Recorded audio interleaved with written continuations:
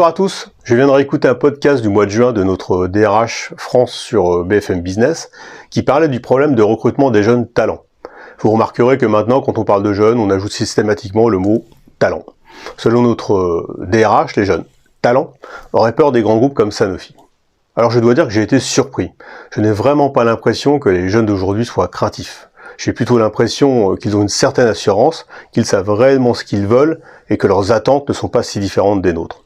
Alors pour m'en assurer, j'ai posé la question à un jeune talent, Bac+5, qui s'appelle Kevin.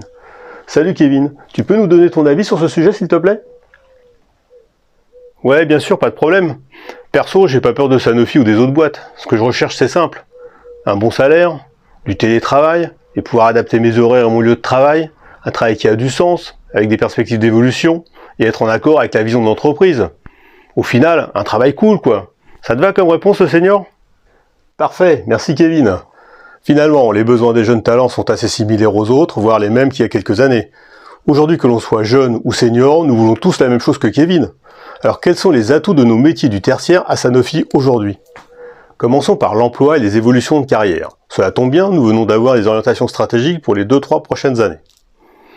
Sanofi souhaite réduire ses effectifs en France, sur les métiers tertiaires, d'environ 500 personnes d'ici 2024, dont 270 sur le digital. Bien sûr, Sanofi souhaite également embaucher, mais on ne sait pas exactement combien de personnes ni sur quel métier. Bon, cela donne pas vraiment confiance sur l'avenir. Du moins, il y a un sérieux manque de visibilité sur l'emploi en France dans ce secteur. Maintenant, parlons des salaires. Quasiment plus d'augmentation collective, des augmentations individuelles très réduites et parfois sur des critères assez subjectifs. On parle également dans un nouvel accord de réduire la participation à l'intéressement de 25%. Bon, ce n'est pas non plus avec ces éléments que nous allons attirer des candidats. Concernant la flexibilité et le télétravail, sur ce point, Sanofi a fait des progrès. Avec un accord qui permet d'aller jusqu'à 3 jours de télétravail par semaine, nous sommes plutôt dans la norme.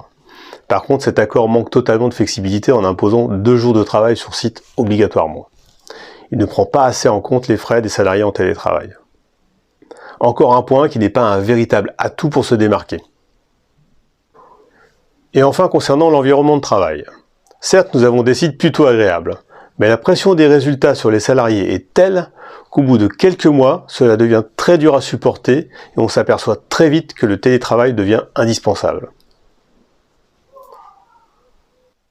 Alors au final, si on récapitule, l'emploi et progression de carrière, pas de visibilité, salaire, rien de très motivant, flexibilité, pas mal mais peut mieux faire, et enfin l'environnement de travail. Beaucoup de faux semblants, beaucoup de salariés en état de stress avec des problèmes de santé mentale importants.